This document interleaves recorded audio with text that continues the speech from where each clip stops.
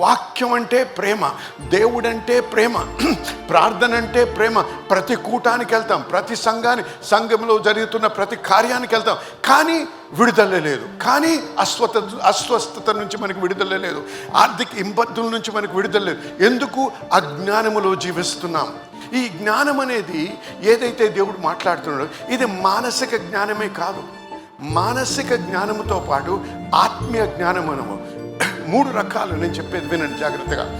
దేవునిలో మనము అనుభవించాలంటే దేవుని విడుదల, దేవుని స్వస్థత, దేవుని కృప, దేవుని యొక్క ఆశీర్వాదం అనుభవించాలంటే మానసిక జ్ఞానం అవసరం. ఎందుకంటే బైబిల్ చదవాలి, మనసుతో చదువుతాం, అర్థం చేసుకుంటాం. కానీ అది ఒకటే మాత్రం సరిపోదు. హల్లెలూయా. యేసు ప్రభువుతో తన శిష్యులు 3.5 సంవత్సరాలు గడిపిన తర్వాత ఏమన్నాడు? ఒకరోజు తన శిష్యులతో, జనులు నేను ఎవరనుకుంటున్నారు అన్నాడు. ఆయనతో 3.5 సంవత్సరాలు గడిపిన వ్యక్తులు ఒకరేమన్నారు? మీరు ఇర్మియా అంటున్నారు, మీరు లేకపోతే ఏలియా అంటున్నారు, లేకపోతే ఇంకో ప్రవక్త అంటున్నారు.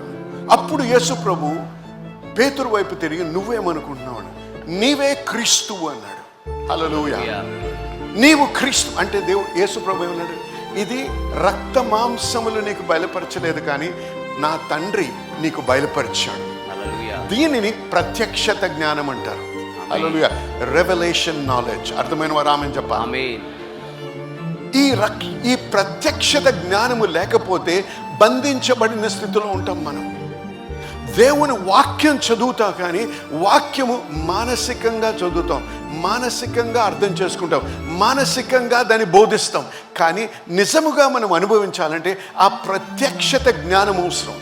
అంతేకాదు, అనుభవ జ్ఞానము కూడా అవసరం. అంటే దేవుని అనుభవించాలి.